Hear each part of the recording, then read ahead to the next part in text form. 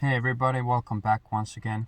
According to YouTube, it's been about 4 years since my last upload, but I've recently gotten interested in learning more whistling techniques, and today we're learning a vibrato effect for the open mouth or palate whistle. It sounds kind of like this.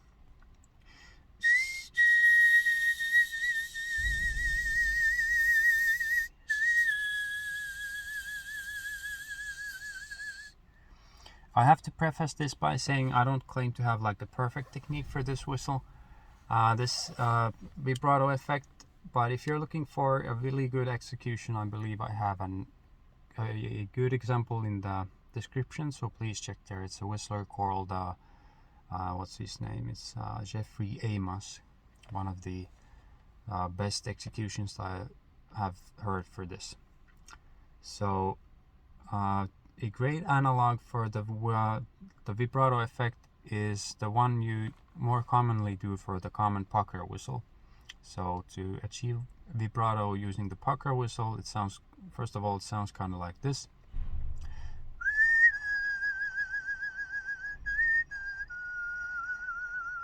So the tongue is wiggling up and down like really fast, and it changes the pitch up and down. I kind of like to think about vibrato in terms of like the Jaws theme. If you're familiar with the movie Jaws, it goes like tin tin tin tin tin tin tin tin tin tin tin tin.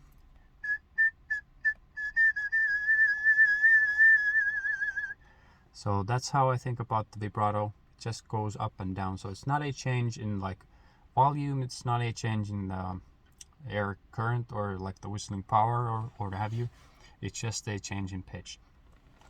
The same principle holds for the palate whistle, although I do think for the palate whistle the vibrato effect is much more difficult. But I do have a progression to share with you guys today. We're going to tackle this effect using 3 different exercises, so why don't we get started. So exercise number 1, we're going to find a calm place where you can be alone, because this is gonna get kind of crazy, but we're gonna stick our tongue out about this much and gently bite down on the tongue. The purpose is obviously not to cause pain, it's just to hold the tongue in place. And once we have the tongue in place, we're going to say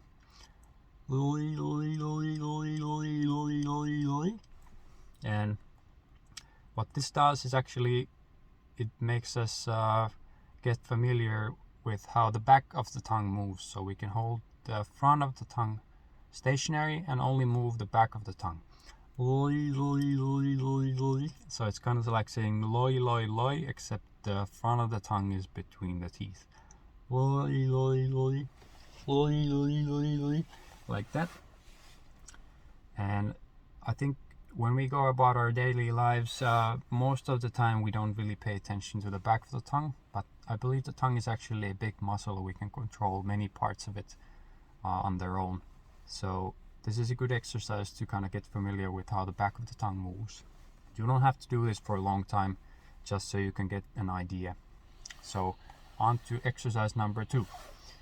After the stuff is kind of familiar to us, we're going to move the front of the tongue back into the whistling position, and we're going to say something like this.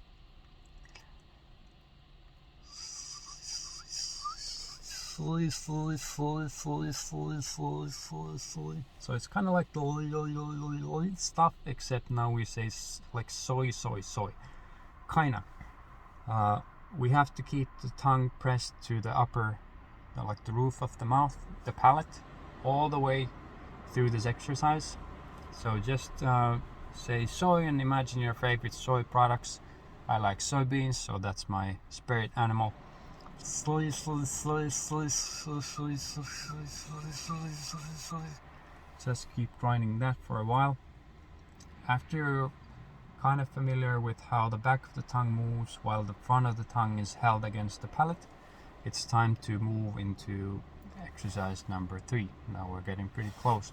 So the point of this exercise now is to produce a tone and try to maintain that tone while doing the soy soy part. So we go like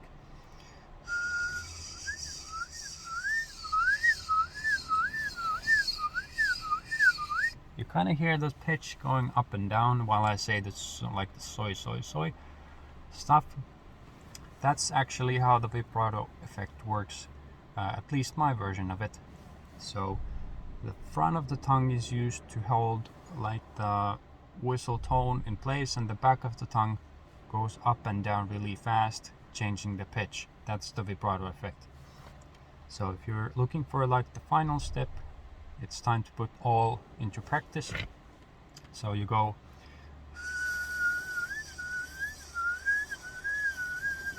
you can kind of hear the pitch going like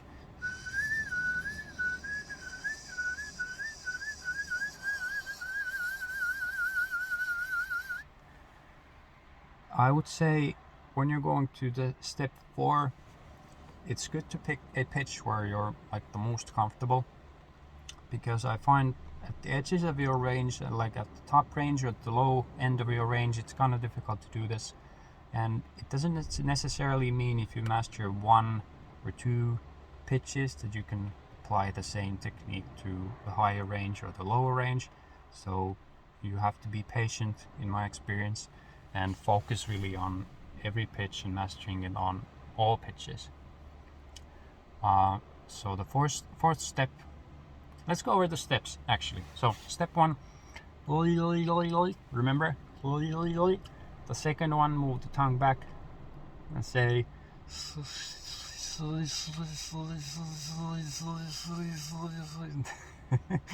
step 3, try and hold the tone.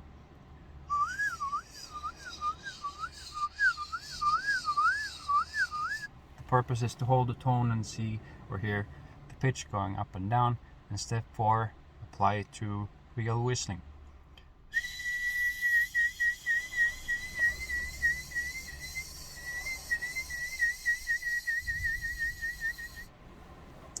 And it doesn't have to be perfect. This gets much better in time. Like I said, my technique isn't perfect either, but I can still do a reasonably good vibrato. I still have a lot to practice though. So if you're looking for a good example, please check out the description. And I never know what to say in the end, so I'm just gonna end the video, except I want to say good luck, be patient, and then of course if you have any questions, leave comments and I'll help you if you can. So see you later. Bye bye.